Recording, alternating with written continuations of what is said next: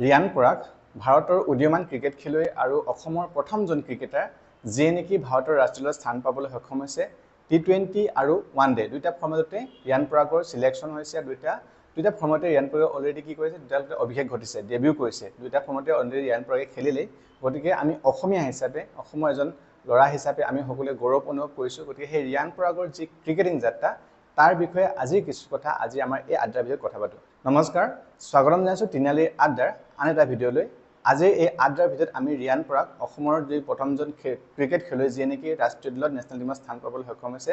তেখেতৰ বিষয়ে কিছু কথা আজি আমি আড্ডাত কথা পাতো ৰিয়ান পৰাগৰ ভাৰতীয় ক্ৰিকেট দলৰ হৈ যি টি20 খেলত প্ৰথম অভিষেক মানে ডেবিউ কৰিলে জিম্বাবুৱেৰ এগেইনষ্টত তাৰ খেল আমি দেখিলো তাৰ যিখন 5 দিনীয়া শৃংখলা আছিল তাৰ তিনিখন খেলত ৰিয়ান পৰাগে খেলাৰ সুযোগ পালে কিন্তু তাত যদিও মানে ইমানটা ভাল প্ৰদৰ্শন কৰিব নোৱাৰিলে কিন্তু শ্ৰীলংকাৰ এগেইনষ্টত যিখন টি20 শৃংখলা আছিল 3 দিনীয়া তাত কিন্তু ৰিয়ান পৰাগে সুন্দৰ প্ৰদৰ্শন কৰিবলৈ সক্ষম হয় মানে এজ এ বেটিং অলৰাউণ্ডাৰ হিচাপে সুন্দৰ প্ৰদৰ্শন কৰে প্ৰথম যিখন খেল আছিল সেই খেলখনতে ৰিয়ান পৰাগে মাত্ৰ 8টা বলতে 3টা উইকেট ল'বলৈ সক্ষম হৈছিল আৰু মাত্ৰ ৰান দিছিল কিমান 3 ৰান দিছিল আৰু সেইখন মেচখন গুৰুত্বপূৰ্ণ মেচ আছিল কাৰণ সেই মেচখন গৌতম গম্ভীৰ নতুন কোচ আমাৰ নতুন প্ৰশিক্ষক গৌতম গম্ভীৰৰ কি আছিল এজ এ কোচ মানে ফাৰ্ষ্ট মেচ আছিল গতিকে গুৰুত্বপূৰ্ণ এখন মেচত ৰিয়ান পৰাগ এটা সুন্দৰ প্ৰদৰ্শন কৰিবলৈ সক্ষম হৈছিল তাৰ পিছৰ দি দুখন মেচ তাতো ৰিয়ান পৰাগে সুন্দৰ বলিং কৰে যদিও তাত উইকেট ল'বলৈ পৰা নাছিলে কিন্তু যিটো এভাৰেজত ৰিয়ান পৰাগে বলিং কৰিলে দুইখন মেচতে আৰু কি গুৰুত্বপূৰ্ণ 4 অভাৰ ৰিয়ান পৰাগে কৰিবলৈ মানে সম্পূৰ্ণ অভাৰ কৰিবলৈ সুযোগ পাইছিলে আৰু শ্ৰীলংকাৰ বিৰুদ্ধে যিখন একেবাৰে শেষৰ টি20 মেচ আছিল তাত ৰিয়ান পৰাগে বেটেৰিও সুন্দৰ প্ৰদৰ্শন কৰিবলৈ সক্ষম হৈছিলে 26 ৰান কৰিছিলে য'ত নেকি খুব এটা মানে খুব দৰকাৰ আছিলে সেই ৰানৰ আৰু সেই ৰিয়ান পৰাগ আৰু শুভমন গিলৰ যি পাৰ্টনাৰশ্বিপ আছিলে টি20 মেচখনৰ সেইখন 13 নম্বৰ মেচত সেই পাৰ্টনাৰশ্বিপতে খেলখন জিকাৰ ক্ষেত্ৰত বহুখিনি অৰিহণা যোগাইছিল গতিকে টি20ত ৰিয়ান পৰাগৰ যে অলৰাউণ্ডাৰ সুন্দৰ প্ৰদৰ্শন কৰিবলৈ সক্ষম হৈছে আৰু তাৰ পাছতে ভাৰত আৰু শ্ৰীলংকাৰ মাজত যি এদিনীয়া শৃংখলা আছিলে তিনিখন যে তাত 3 নম্বৰ খেলখন এখন গুৰুত্বপূৰ্ণ খেল আছিলে তাত ৰিয়ান পৰাগে এজ এ ডেবিউ মানে অভিষেক ঘটে এদিনীয়া আন্তঃৰাষ্ট্ৰীয় খেলুৱৈ হিচাপে আৰু সেই খেলখনটো ৰিয়ান পৰাগে সুন্দৰ প্ৰদৰ্শন অলৰাউণ্ডাৰ হিচাপে সুন্দৰ প্ৰদৰ্শন কৰে কাৰণ সেয়া তাত বলিঙত ৰিয়ান পৰাগে 9 অভাৰ বল কৰি 3টা উইকেট পাইছিল আৰু 54 অভাৰ কেইটামান যিটো 3টা উইকেট পাবলৈ সক্ষম হৈছে ৰিয়ান পৰাগে কিন্তু বেটিঙত ইমান এতিয়ালৈকে ভাল প্ৰদৰ্শন কৰিব পৰা নাই আগন্তুক সময়ত নিশ্চয়কৈ ৰিয়ান পৰাগৰ পৰা ভাল ফলাফল পাম বুলি আমি সকলোৱে আশাবাদী ভাল নিশ্চয় কৰিব আৰু খেলখনৰ আৰম্ভণি হোৱাৰ আগত 7 আগষ্ট তাৰিখে ৰিয়ান পৰাগক এজ এ ডেবিউটেণ্ট হিচাপে ওৱান ডে ক্ৰিকেটত এজন ডেবিউটেণ্ট বা অভিষেক নতুন খেলুৱৈ হিচাপে ডেবিউটেণ্ট কেপ দিয়ে ৰিয়ান পৰাগক বিৰাট কোহলীয়ে আৰু সেই বিৰাট কোহলীয়ে সেই কেপটো দিয়াৰ আগতে এটা সুন্দৰ তাত ভাষণ স্পীচ দিছিলে সেই ভাষণত বিৰাট কোহলীয়ে ৰিয়ান পৰাগক কয় যে কোচ বা যিবিলাক চিলেক্টৰ্ছ হয় বা কোচ গৌতম গম্ভীৰ কেপ্টেইন ৰোহিত শৰ্মাই ৰিয়ান পৰাগৰ ওপৰত বিশেষ স্পেচিয়েল তাৰ স্পেচিয়েল দেখিছে বিশেষ গুণ দেখিছে ৰিয়ান পৰাগ আৰু সেই কেপেবিলিটি বা সামৰ্থ্য আছে ৰিয়ান পৰাগৰ যে নেকি এখন মেটছৰ দিশ সলাই দিব পাৰে বা সেই আশা ৰিয়ান পৰাগৰ পৰিছে সেই ভিডিঅ'টো আমি অকণমান কিয়দংশ বিৰাট কোহলীয়ে যি ৰিয়ান পৰাগক মানে যেতিয়া কেপ পিন্ধাইছিলে তাৰ কি স্পীচ তাৰ কিয়দংশ আমি চাই লওঁ ভিডিঅ'ত Riyan, firstly, congratulations for getting to play a first game for India. In today's cricket, we all know, apart from performances, people who are responsible for you guys getting selected, they're watching you and they see something special in you. And having spoken to Gigi Bhai, Rohit, selectors, everyone, they see something special in you. You have that ability to become a match winner for India, fielding as well. I wish you all the best. Cap 256, Riyan Parag.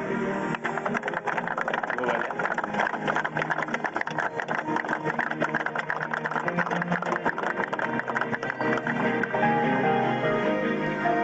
গতিকে ৰিয়ান পৰাগৰ যি cricket যাত্ৰাৰ যি আৰম্ভ হয় তাৰ ক্ষেত্ৰত কিন্তু তেখেতৰ ৰিয়ান পৰাগৰ যি ফেমিলি হয় পৰিয়ালৰ যি বেকগ্ৰাউণ্ড হয় তাৰো এক গুৰুত্বপূৰ্ণ ভূমিকা আছে কাৰণ ৰিয়ান পৰাগৰ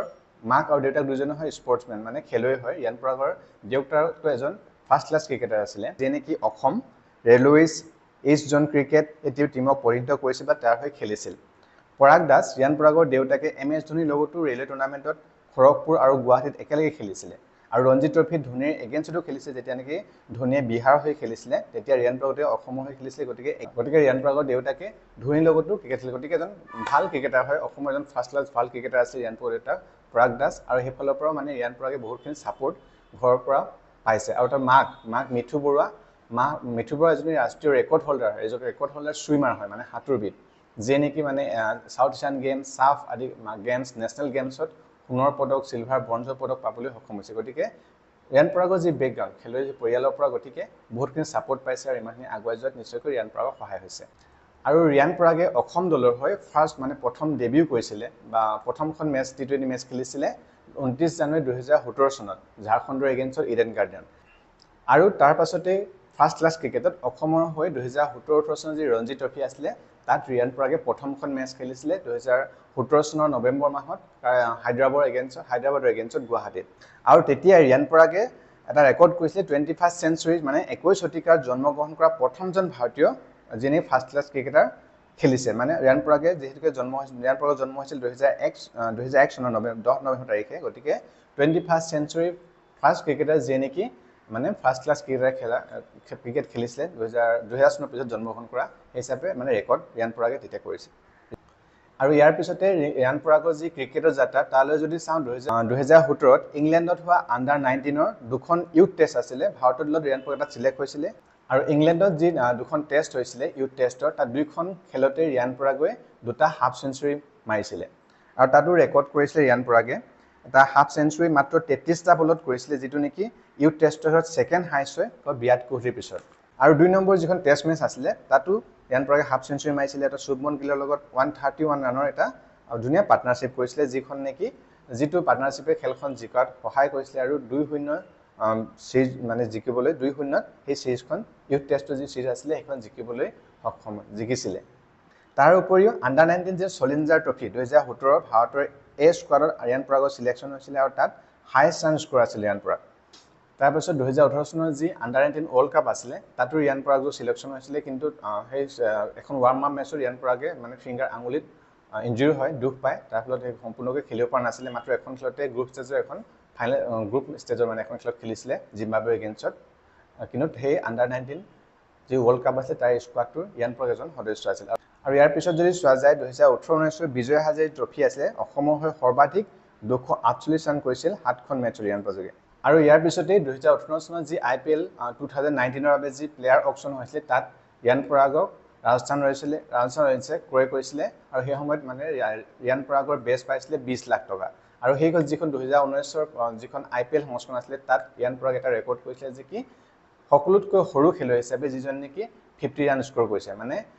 youngest প্লেয়াৰ যিয়ে নেকি 50 ৰান কৰিছে IPLত আৰু তাৰ পাছত আকৌ 2023 চনত যি ডিওধৰ ট্ৰফি আছিলে ৰিয়ান পৰাগ সকলোতকৈ সৰ্বাধিক ৰান সংগ্ৰহকাৰী আছিলে য'ত নেকি হাইয়েষ্ট 6 মানে হিটাৰ আছিলে থাৰ্ড হাইয়েষ্ট উইকেট টেকাৰ আছিলে সেইখন য'ত টোটেল কিমান ৰান 354 ৰান কৰিছিলে সেই টুৰ্নামেণ্টখনত ৰিয়ান পৰাগে আৰু 11টা উইকেট লৈছিলে আৰু বেটিং এভাৰেজ আছিলে 88.50 বুলি কৈছে আৰু তাৰ পিছত 2023-24ৰ যিখন মুস্তাক আলী ট্ৰফি আছিলে তাত হাইয়েষ্ট ৰান 510 আৰু হাইয়েষ্ট কিমানটা 40টা 6 মাৰিছিল আৰু তাৰ পিছতে যোৱা বছৰ যি IPLৰ 2024ৰ IPLৰ ৰাজস্থান ৰয়েলছৰ হৈ কেনেকৈ খেলিছিলে কিমান ৰান কৰিছিলে আমি দেখি আছো কিমান সৰ্বাধিক ৰান কৰিছিলে ৰাজস্থান ৰয়েলছৰ হৈ 573 ৰান এটা সময়ত ৰিয়ান পৰাগৰ ওচৰত কি আছিলে অৰেঞ্জ কেপো আছিলে গতিকে ৰিয়ান পৰাগে সুন্দৰ প্ৰদৰ্শন কৰিছিলে IPLত তাৰপিছত ডমেষ্টিকত যিবিলাক ডমেষ্টিক ডিওধৰ ট্ৰফি হওক